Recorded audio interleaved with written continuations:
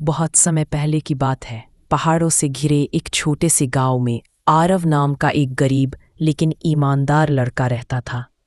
वह रोज जंगल से लकड़ियां लाकर गांव में बेचता और अपनी बीमार माँ की देखभाल करता। एक दिन जंगल में उसे एक अजीब सा पेड़ दिखा।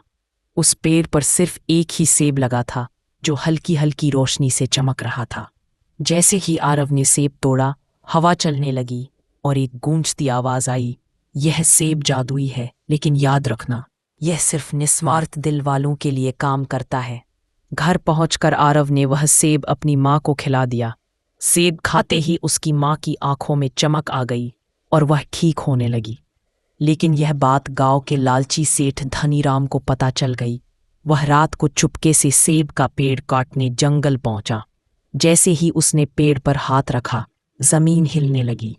पेड़ से आवाज आई, लालच का फल जहर बन जाता है। अचानक पेड़ सूख गया और सेठ डर के मारे भाग खड़ा हुआ।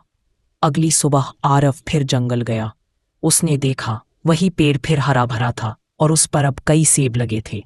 पेड़ बोला, जो बांटता है वही पाता है। आरव ने गांव के बीमारों और भूखे लोगों में बांट दिए। गांव में खुशहाली आ गई, खेत लहलहा उठे। लेकिन जब कोई लालच से सेब लेने आया तो सेब साधारण फल बन जाता। कुछ समय बाद वह जादुई पेड़ धीरे धीरे गायब हो गया। लेकिन गांव में आज भी लोग कहते हैं, अगर दिल साफ हो तो चमत्कार अपने आप मिल जाते हैं। सीख, मॉरल, लालच विनाश लाता है और निस्वार्थता सबसे बड़ा जादू है।